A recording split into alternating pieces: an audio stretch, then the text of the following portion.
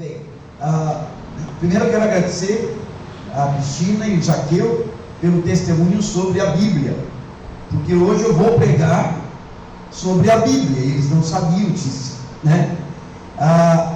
Veja, a história batista, em sua origem, ela não está ligada a pessoas que decidiram organizar uma instituição chamada Igreja Batista da Holanda ou Igreja Batista da Inglaterra. Não. A Igreja Batista, na verdade, ela surgiu de um movimento. Pessoas que contestavam alguns erros religiosos que haviam naquela época e começaram a se encontrar e a se identificar a partir da sua fé. E fé aqui tem dois sentidos. Fé aqui tem o sentido aquilo que creio. Fé aqui tem sentido aquilo que creio. Aquelas pessoas se congregavam porque eles tinham uma fé comum. Eles criam na mesma coisa, nos mesmos assuntos, nos mesmos ensinos. Eles estavam agregados em função da sua fé. E eles estavam agregados em função da sua fé porque todos eles tiveram uma fé salvadora, a fé em Cristo. E daí, no movimento batista, surgiu alguns princípios distintivos, ou seja, princípios que distinguem aquele grupo. E um dos princípios distintivos é que a igreja, ela é a congregação dos salvos. A igreja não é somente a pessoa que eu quero ser membro, é aquela pessoa que chegou em Cristo. Essa pessoa é a igreja. Se não chegou em Cristo, se não nasceu de novo, ela, se não tem a fé salvadora, ela não é a igreja, corpo de Cristo, né? Então essa era um primeiro princípio distintivo. Um segundo princípio distintivo é a Bíblia como regra de fé e prática. A Bíblia e tão somente a Bíblia. É lógico que quando aquele movimento levanta essa bandeira, levanta porque eles estavam vivendo um período pós-reforma, onde dentro do catolicismo romano havia a autoridade da Bíblia e a autoridade da tradição, né? E aí então aquele grupo dizia: não, a nossa vida é pautada na Bíblia, a tradição ela não é a autoridade a nível da Bíblia. Então aquele grupo de pessoas, eles não andavam juntos porque eles estavam filiados a uma instituição chamada Igreja Batista, até porque nem existia nos primórdios essa instituição. Aquele grupo estava unido por uma fé comum. Por isso, durante alguns domingos, até o aniversário da nossa igreja, que será 26 e 27 de abril, eu vou pregar sobre o que cremos, tendo como objetivo a nossa unidade na fé, experiência salvadora, e a nossa unidade na fé, compreensão da experiência salvadora. Eu vou pregar daqui até dia 27 de abril, vou pregar sobre o que cremos. E hoje eu vou pregar sobre o que cremos acerca da Bíblia. E o texto, eu peço que você abra, é 2 Pedro, capítulo 1, versículos 16 até capítulo 2, versículo 3. 2 Pedro 1, 16 até capítulo 2, versículo 3. Já que nós vamos falar sobre a Bíblia, acompanhe o texto, né? Para que você possa conferir.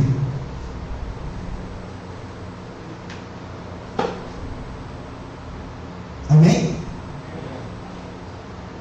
Já? 2 Pedro 1, 16. Diz assim: porque não vos demos a conhecer o poder e a vinda de nosso Senhor Jesus Cristo, seguindo fábulas engenhosamente inventadas mas nós mesmos fomos testemunhas oculares da sua majestade. Pois ele recebeu da parte de Deus Pai honra e glória, quando pela glória excelsa lhe foi enviada a seguinte voz: este é meu Filho amado, em quem me comprazo.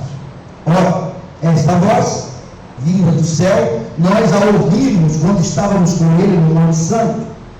Temos assim tanto mais confirmada a palavra profética, e fazeis bem em atendê-la como a uma candeia que brilha em lugar tenebroso, até que o dia clareie e a estrela da alva nasça em vosso coração.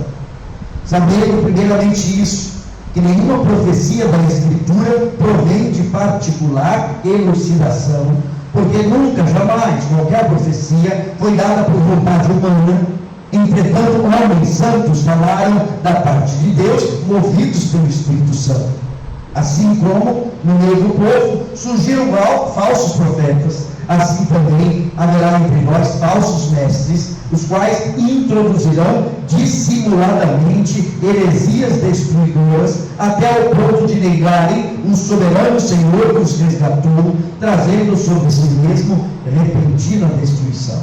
E muitos seguirão as suas práticas libertinas, e por causa deles será inflamado o caminho da verdade. Também, envolvidos por inveja, farão comércio de vós, com palavras fictícias. Entre eles, o juízo lavrado a longo tempo não tarda, e a sua destruição não dorme. Veja, Pedro, ele escreve a sua segunda carta, onde ele faz uma defesa das Escrituras. Pedro faz uma defesa das Escrituras porque havia muito ataque às verdades.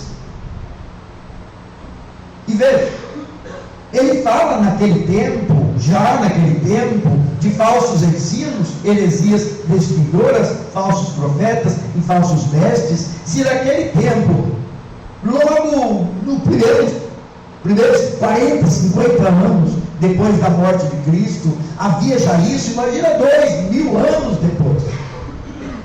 Imagina 2000 anos depois. De mais a mais, nós vivemos um tempo onde a cultura vigente diz assim: não há verdade.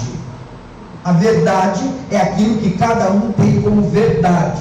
A verdade, ela é subjetiva. Aquilo que eu entendo, aquilo que eu creio e aquilo que faz bem para mim é a verdade. E isso não é verdade. Isso não é verdade. A verdade é aquilo que Deus pensou, tensionou e revelou. Essa é a verdade. Então, Pedro escreve sobre isso. A primeira verdade, vamos chamar assim para não ser muito redundante, mas a primeira verdade que ele coloca aqui é: não vos demos a conhecer o poder e a vida de nosso Senhor, seguindo fábulas engenhosamente inventadas. A Bíblia não é uma composição de fábulas. A palavra fábulas em grego é mitos. E nós conhecemos a ideia de mito como uma história inventada querendo passar uma verdade. O mito é um relato lendário, normalmente envolvendo seres sobrenaturais, acontecimentos e heróis culturais. Numa realidade grega, os mitos estavam, vocês conhecem muitas histórias ligando Hércules, Zeus e Apolo, e tantos personagens e tantos deuses. Hércules são mitos. E Paulo e Pedro, ele escreve dizendo o seguinte: quando nós falamos de Cristo, nós não falamos de um mito, nós não falamos de uma ideia, nós não falamos de uma história, nós falamos de alguém, nós falamos de uma pessoa. Então veja, nós não somos seguidores da Bíblia, nós somos seguidores de Cristo. Nós não somos seguidores de ensinos, nós somos seguidores de uma pessoa. Nós não somos seguidores de doutrinas, nós somos seguidores de Cristo. E isso é importante nós entendermos. É importante nós entendermos que o discípulo de Cristo não é aquele que segue os ensinos de Cristo. O discípulo de Cristo é aquele que segue a Cristo. Porque uma pessoa pode, por exemplo, você pode dizer assim: olha, eu sigo os ensinos, vamos pegar aí um filósofo da atualidade, o Pondé. Eu sigo os ensinos do Pondé. Você segue o Pondé, você vai atrás dele, imita ele. Não. Eu só gosto dos ensinos dele. Então, a primeira verdade aqui é que nós não seguimos uma coletânea de histórias acerca de alguém. Nós seguimos alguém vivo e ativo no planeta Terra. Essa é a primeira verdade que Pedro coloca aqui. A segunda verdade que ele coloca na sequência do texto é assim: nós não nos demos a conhecer o poder e a vida do nosso Senhor Jesus Cristo seguindo fábulas engenhosamente inventadas, mas nós mesmos fomos testemunhas oculares da sua majestade. Uma testemunha ocular é aquela pessoa que viu, ela não ouviu, ela viu.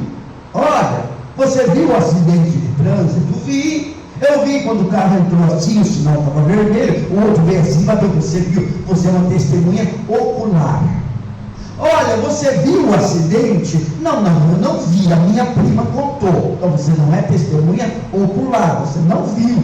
Você ouviu alguém contar acerca do acidente. Pedro está dizendo o seguinte: Jesus, para nós, não é uma ideia. Nós vimos Jesus andando, nós vimos Jesus agindo, nós vimos Jesus operando, e aí a gente vai ter a seguinte verdade: que a Bíblia é um registro do que eles viram. A Bíblia é o testemunho escrito acerca das ações de Deus entre os homens. A Bíblia, ela é o registro escrito das ações de Deus entre os homens. Isso é importante, porque a nossa fé, ela não está baseada em ensinos. A nossa fé está baseada em fatos. Jesus nasceu, fato. Jesus foi anunciado, fato. Jesus nasceu, fato. Jesus viveu, fato. Jesus morreu, fato. Jesus ressuscitou, fato. Jesus subiu aos céus, fato. E a gente até pode ter as nossas elucubrações, nossos pensamentos, nossas ideias acerca disso, mas as nossas ideias, as nossas elucubrações são simplesmente as nossas ideias, não mudam o fato. Eu estava brincando com a velhinha, né? Falando, a velhinha amanhã faz 3 anos. Vamos imaginar que não fosse uma brincadeira? Vamos imaginar que eu de verdade achasse, ela está fazendo 3 anos. Isso mudou o fato. Ela está fazendo 6 anos? Não. Eu poderia sair dizendo para todo mundo que ela está fazendo 3 anos. Isso não mudaria o fato de que ela vai fazer 6 anos. A nossa fé, ela não é baseada em ideias, em pensamentos. A nossa fé é baseada em realidades vividas. E é bem interessante, olha lá, versículo 17 e 18, Pedro, ele fala de um fato vivido, uma experiência vivida. Ele fala assim, pois ele recebeu da parte de Deus Pai honra e glória, quando pela glória excelsa lhe foi enviada a seguinte voz: este é meu filho amado, em quem me comprazo. Ora, esta voz vinda do céu, nós a ouvimos quando estávamos com ele no Monte Santo. Quem sabe quando isso aconteceu? Quando isso aconteceu? Na transfiguração. Na transfiguração, como Pedro, Tiago e João estão próximos a Jesus, aparece Moisés e Elias, Jesus conversa com Moisés e Elias, Pedro todo empolgado: o mestre é maravilhoso, vamos fazer 3 estrelas, vamos ficar por aqui, coisa e tal. E aí naquela experiência, há uma voz do céu que diz: este é meu filho amado, a ele representando a lei, Elias representando os profetas. Deus o Pai está dizendo o seguinte: a lei e os profetas falam dele, e é ele que vocês devem ouvir. Nós não somos ouvintes de lei e profetas, nós somos ouvintes do Filho de Cristo Jesus. A lei e os profetas falavam dele. Aliás, é uma verdade básica do entendimento das Escrituras, que as Escrituras apontam para Cristo. Velho Testamento, Cristo virá. Novo Testamento, Cristo veio e voltará. Resumiu a Bíblia toda, centralizada na pessoa de Cristo. Você quer entender as Escrituras? Interprete tudo na Bíblia à luz de Cristo. Não interprete à luz de costumes judaicos, ou costumes ocidentais, ou costumes contemporâneos, ou nunca tente entender a Bíblia a partir da sua própria mente. A gente vai falar um pouquinho mais sobre isso. Mas sempre, na verdade, acerca de Cristo. E Pedro fala assim: olha, nós vivemos isso.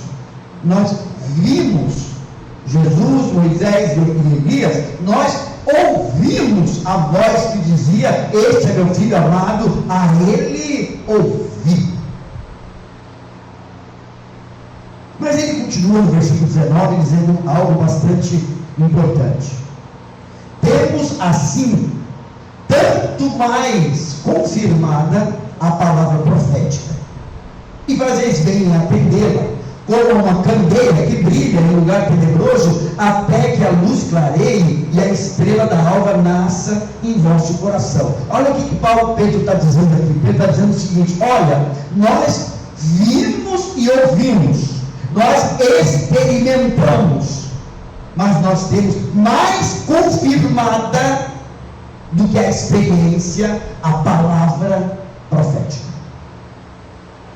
Mas preste atenção nisso, porque esse entendimento vai conduzir o resto daquilo que ele vai falar.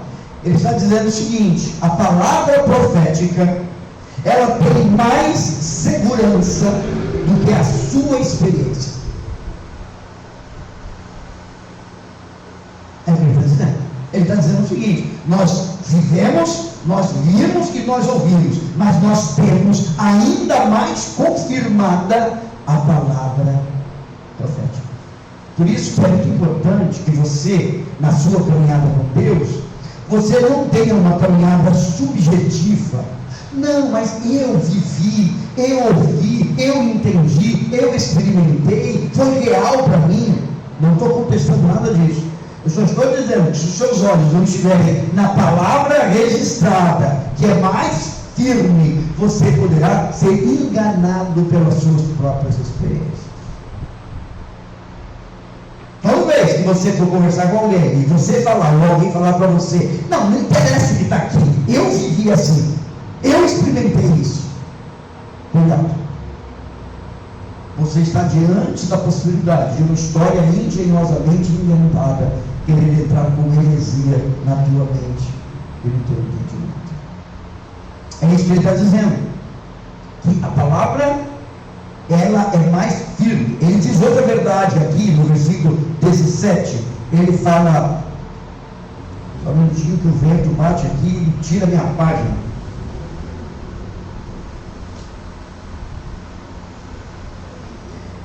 Ele fala: temos assim como mais confirmada a palavra profética, e fazeis bem em atendê-la como a uma candeia que brilha em lugar tenebroso. Ele está dizendo aqui que a palavra é luz. A palavra é luz.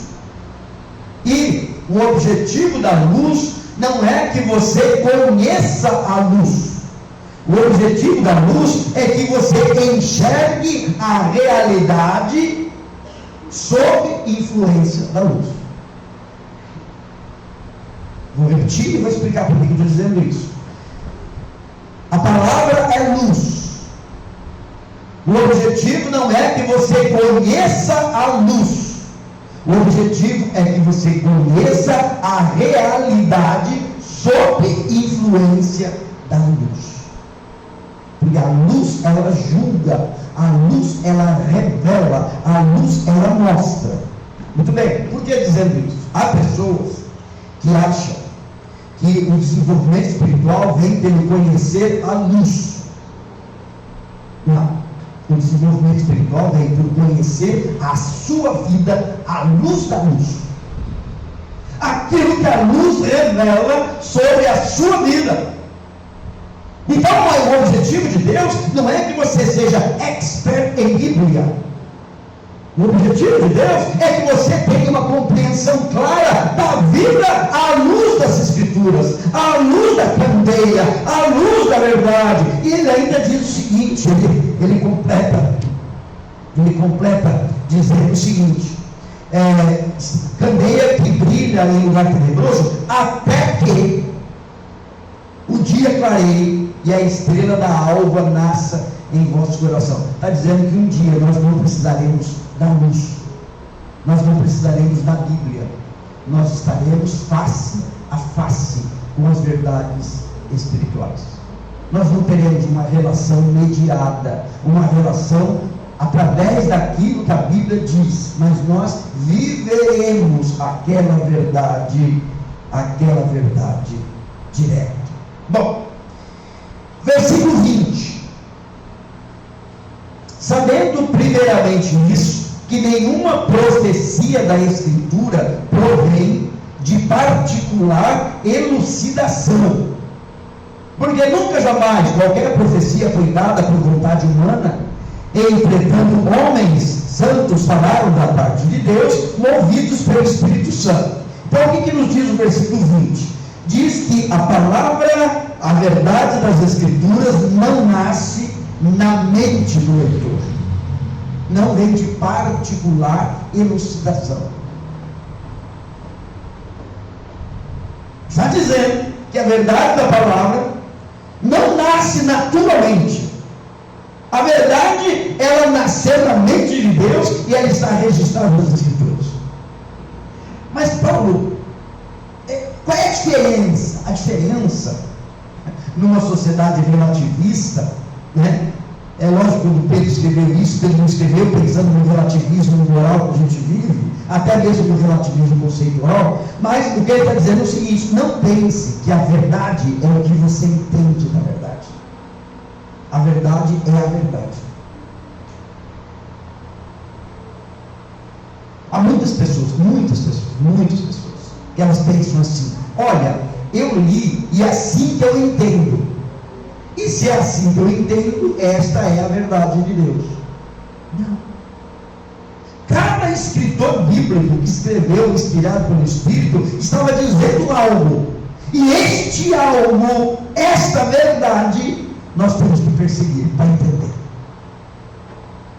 Não é o que eu li, não, mas eu li, eu entendi assim, você entendeu assado, o outro entendeu diferente, está tudo bem, cada um não. Quando Pedro, Paulo, Abraão, Moisés, ou qualquer um, Jeremias, ou qualquer um dos personagens bíblicos, eles escreveram algo, eles estavam querendo dizer algo. E este algo que ele estava dizendo, você precisa perseguir. É como se você escrevesse a carta para alguém, e você desse um recado, e você dissesse para a pessoa o seguinte: fulano, eu quero dizer para você que ontem eu ia à tua casa, não pude ir por causa da chuva, mas eu quero dizer para você que terça-feira eu vou à tua casa às 8 da manhã. O que você quer que a pessoa entenda? Que ontem você não foi por causa da chuva, e que amanhã, terça-feira, pela manhã, você quer ir às 8 da manhã na casa dela. É isso que você quis dizer, é isso que você disse. Não adianta a pessoa pegar aquela carta e ela ficar elucubrando, pensando, imaginando, idealizando a questão. Por exemplo, falando disso que não veio ontem por causa da chuva, mas que hora que choveu? Teve um momento do dia que não choveu. Será que ela queria vir? Eu acho que não queria coisa nenhuma. E ela disse que vai vir na terça-feira. Será que vem mesmo? E se na terça chover? Não vem de novo. O que você tem aí? Você tem a verdade escrita ou a interpretação da pessoa? Tem muita gente, muitos de nós fazemos isso. Nós damos as Escrituras e nós ficamos com as nossas elucubrações. O que Deus disse? Deus disse. E é isso que a gente precisa compreender. O que Deus disse. É lógico. E quando a gente vai entender o que Deus disse, a gente vai no contexto. O que estava acontecendo? Por que ele falou isso? O que ele estava querendo dizer com relação a isso? É o trabalho de interpretação. E esse trabalho é necessário para entender o que Deus estava dizendo. Então nós cremos que a Bíblia, ela é a palavra. A Bíblia é o registro da palavra. E nós entendemos que aquilo que Deus posicionou está aqui. E que nós aqui precisamos fazer o trabalho de tirar, encontrar o ouro. No meio de todo o barro, de toda a terra, das nossas ideias e pensamentos, encontrar o ouro, a verdade da palavra de Deus. E o que ele fala é que estes homens registraram, impelidos pelo Espírito Santo. Quem aqui já recebeu Jesus? Levanta a mão. Levanta a mão com coragem, quem já recebeu Jesus? Perguntou: onde o Espírito Santo está agora? Está em mim, está em você. O Espírito, ele não está vagando, ele está em você. Este mesmo Espírito que trabalhou na mente de Pedro, para Pedro escrever o que Pedro escreveu. Este mesmo Espírito está em você. Por isso que João vai dizer: não tendes necessidade que ninguém vos ensine, porque a unção está em vós. O que João está dizendo não é que não existe o trabalho de ensinar, porque a própria Escrituras fala do novo ensino, e fala dos mestres, e fala tudo isso. O que está dizendo é o seguinte: é que você não depende de mestre nenhum, porque o Espírito Santo está em você. Eu estou aqui ensinando vocês a Escritura, estou abrindo e explicando, mas a tua dependência não é de mim. É o Espírito quem dá luz e entendimento a você acerca das Escrituras. Então, esse Espírito Santo, ele soprou, impelido é a ideia, o vento que sopra na vela e movimenta o barco. Aqueles homens, eles foram pessoas, não canetas usadas por Deus. Deus não pegou, já que a gente está lendo a carta de Pedro, Deus não pegou a mão de Pedro e psicografou. Deus não fez Pedro entrar em transe e Pedro escreveu. Não, a relação do Espírito de Deus no Espírito de Pedro, com a personalidade de Pedro, com a identidade de Pedro, o Espírito Santo vem e registra isso. É a verdade através da personalidade, como foi demonstrado na encarnação. A encarnação é a verdade de Deus na pessoa de Cristo. As Escrituras são a revelação da verdade de Deus pela pessoalidade de quem escreveu. Por isso que os textos têm diferenças de estilo, de palavras, porque são pessoas. Agora, olha só que interessante isso aqui. Da mesma maneira, a palavra de Deus, ela é mediada por você. Você, quando fala da palavra, a tua personalidade, o seu jeito de ser é comunicado. A palavra, ela se vale de você e chega até a vida do outro. Então nós não temos uma verdade que é impessoal. Olha, pessoal, junta todo mundo, vamos pegar um ensinamento, vamos jogar sobre todo mundo e esse ensinamento vai molhar todo mundo. Por isso que a ideia de discipulado é tão importante, que é personalidade, a pessoa comunicando a outra pessoa, a pessoa na sua história, na sua verdade, naquilo que viveu com Deus, comunicando a outra pessoa. Então o objetivo não é você, olha só, o objetivo não é você falar da Bíblia para o outro, é falar de Cristo para o outro. O objetivo não é você ensinar o outro a seguir a Bíblia, é você ensinar o outro a seguir a Cristo. O objetivo não é você fazer o outro conhecer a Bíblia, mas é você fazer o outro conhecer a sua vida à luz da Bíblia. Porque a Bíblia julga, né? E o objetivo que a gente vê aqui também não é as pessoas conhecerem a personalidade de Pedro, de Paulo, de João ou de Moisés, mas é conhecer a verdade de Deus através da tua personalidade. Você é instrumento que Deus usa na sua história, na sua vivência, nas suas lutas, né? Eu citei na oração aqui, eu citei Jó. A gente fala de Jó como sendo um exemplo de paciência. A gente fala de Abraão como sendo um exemplo de fé. Então a gente olha para pessoas e a gente aplica a vida dessas pessoas a nós. Muito bem, mas ainda no versículo 21, ele fala assim, porque nunca jamais qualquer profecia foi dada por vontade humana. Entretanto, homens, e algumas traduções têm santos entre colchetes, né? Homens separados por Deus, falaram da parte de Deus, movidos pelo Espírito Santo. As Escrituras não são resultado de um planejamento humano. As Escrituras são a história. Pensa bem na tua história. A tua história foi tudo aquilo que você pensou que deveria ser? Foi? Não. Cristina citou aqui Lloyd Moore, né? Foi o diretor da faculdade do seminário que eu estudei, que nós estudamos lá em Belém do Pará. Eu tinha feito teologia no 81 em São Paulo. Casamos, fomos para o Pará, pensando 2 anos depois voltar e retomar a teologia em São Paulo. Mas naquele ano, em 84, conhecemos o seminário em Belém, e em 85 fomos para Belém. Então, quando nós casamos, em janeiro de 82, não imaginávamos nunca morar no Pará. Nunca.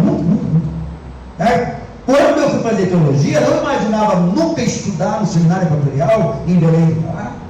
Quando voltamos, não pensamos nunca em ser pastor em Japipiranga. E quando eu vim para cá, em 98, nunca eu imaginava ficar 27 anos aqui. Eu imaginava ficar 2 anos. 3 anos. Então, a nossa vida, ela não é o que nós pensamos que deveria ser. A nossa vida, ela é um movimento de Deus, é Deus agindo, é Deus movendo e Deus escrevendo. E estes homens, eles movidos, impelidos pelo Espírito Santo, foram entendendo, vivenciando, experimentando e registrando aquilo que Deus diz para eles registrar. Então o que nós temos aqui nas Escrituras é gente.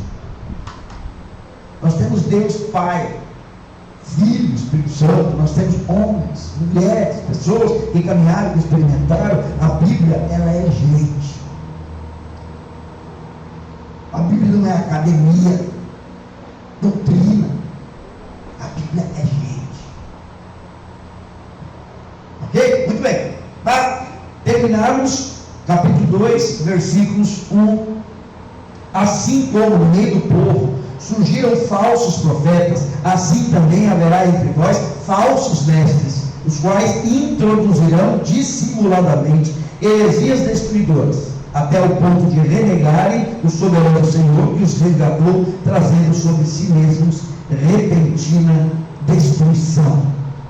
E muitos seguirão as suas práticas libertinas, e por causa deles será infamado o caminho da verdade. Porém, movidos por avareza, farão comércio de vós com palavras fictícias, para eles o juízo lavrado a longo tempo não tarda e a sua destruição não dói.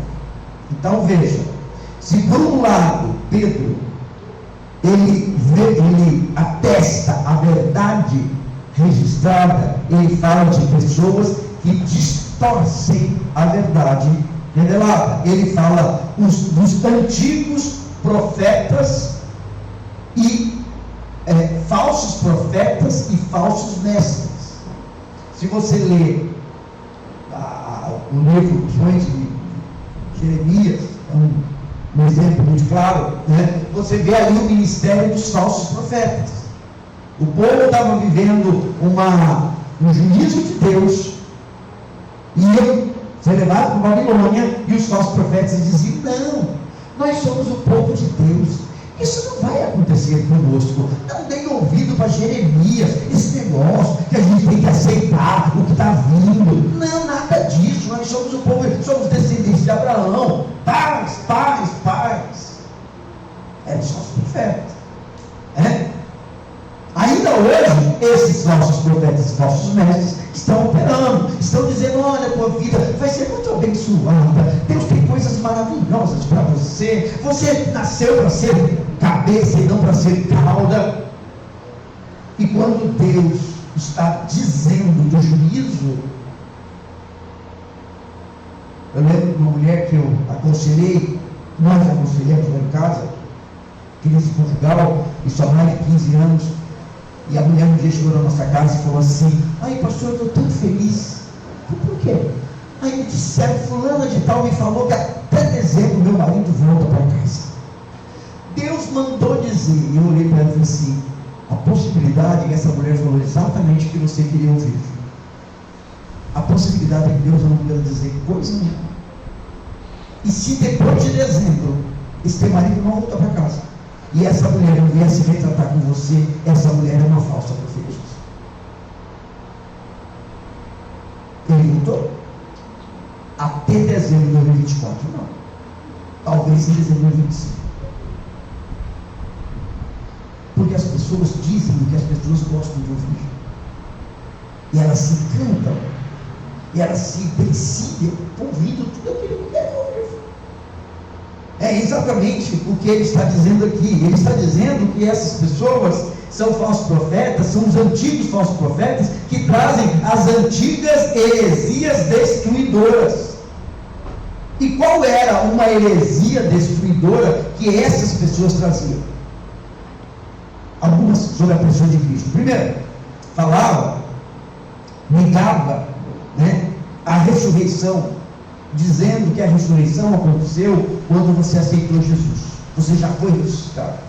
E que Jesus não voltará. Jesus já veio na pessoa do Espírito Santo. Então eles diziam que quando você aceitou Jesus, você já ressuscitou. E quando o Espírito Santo veio, Jesus já veio. Paulo, mas hoje em dia ninguém fala, ninguém prega isso. Prega. Vamos ver por quê. Hoje em dia, muitas pessoas dizem que todas as bênçãos de Deus são para você agora. A Bíblia não diz que todas as bênçãos de Deus são para você agora.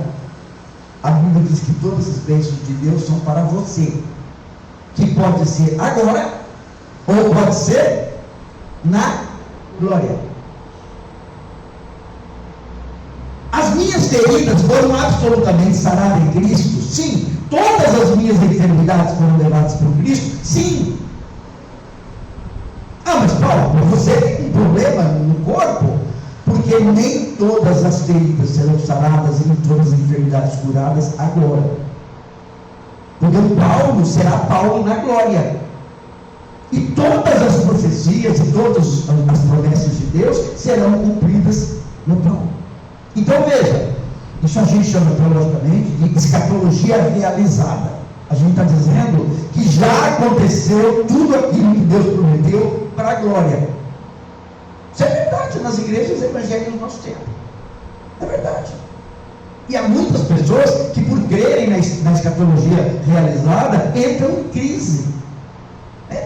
Eu lembro do primo meu que morreu de câncer aqui no pescoço, crentes, Igreja Batista, e quando a enfermidade surgiu, a família apegou-se ao ensinamento que Deus vai curá-lo totalmente. É verdade ou mentira isso? Verdade. Deus vai curá-lo totalmente agora. E a família ficou abalada na sua fé. Heresia destruidora. A verdade não é ensinada, e quando a vida da rasteira, a pessoa não se mantém. Heresias destruidoras. Mas não é só heresia. Ele fala aí no versículo seguinte, no versículo 2: e muitos seguirão as suas práticas libertinas. O que é prática libertina? É a imoralidade. A antiga imoralidade ainda está presente. Eles negavam o resgate, vivendo como prisioneiros do pecado. Quando Pedro fala assim, né, que eles renegavam o soberano Senhor que os resgatou. Ele está dizendo o seguinte: vocês foram resgatados do pecado, mas vocês continuam vivendo prisioneiros do pecado. Estão desmentindo a sua própria profissão de fé. E aí ele fala dessa imoralidade presente. E no versículo 3, ele fala de outra questão. Também movidos por avareza, farão comércio de vós com palavras fictícias. Essa antiga cobiça continua presente na religião do nosso tempo. E continua presente na religião cristã do nosso tempo. E continua presente na religião cristã evangélica do nosso tempo. Por avareza, fazendo comércio de vós. Então, isso é aquilo que a Bíblia fala sobre a própria Bíblia. E isso é o que nós cremos. Então, o que cremos? Em 4 frases. O que nós cremos? Cremos que a Bíblia é o registro da revelação de Deus. O nosso relacionamento é com o Deus da Bíblia. O nosso relacionamento não é com a Bíblia de Deus. Você pode ser expert em Bíblia. Os camaradas que mataram Jesus eram expert em Velho Testamento. Eram mestres da lei. Então, mais do que conhecer a Bíblia de Deus, queira conhecer o Deus da Bíblia. Porque o nosso relacionamento é com pessoa e não é com ensino. Segunda verdade que nós cremos que a Bíblia é o completo registro da revelação de Deus. E eu uso completo para dizer o seguinte: nós não cremos que há verdade acerca de Deus afora da Bíblia diferente da Bíblia. Paulo, peraí, a Bíblia fala que os céus proclamam a glória de Deus. Então você pode conhecer sobre Deus na natureza, verdade? Mas nunca a compreensão que você terá acerca da pessoa de Deus, seja na natureza, seja na consciência, seja no testemunho de outros, ela será diferente da Bíblia. A Bíblia é o completo registro da revelação de Deus. Terceiro lugar, a Bíblia é o imutável registro da revelação de Deus. Não, mas isso aqui era no passado. No presente, as coisas são diferentes. Não, Deus não muda. Nós mudamos. Nós achamos que evoluímos. Achamos. Porque a sociedade que eu conheço hoje não é uma sociedade evoluída. O jeito que as coisas estão não é evoluído. Mas Deus, ele não muda. A Bíblia é um imutável registro da revelação de Deus. E aí decorre-se o quarto e último entendimento, é que a Bíblia é a regra do que cremos e do que praticamos. É a regra de fé e prática. É isso que nós entendemos. É isso que nós defendemos. É por isso que nós trabalhamos. Meu desejo é que o Espírito de Deus traga todo o entendimento que você precisa sobre isso. E como eu disse, daqui até 27 de abril, quero trazer para vocês essas verdades do que cremos, para que, se nós estivermos unidos, estejamos unidos numa fé comum, uma fé na pessoa de Jesus e uma fé naquilo que Deus disse, registrado nas Escrituras. Vamos lá.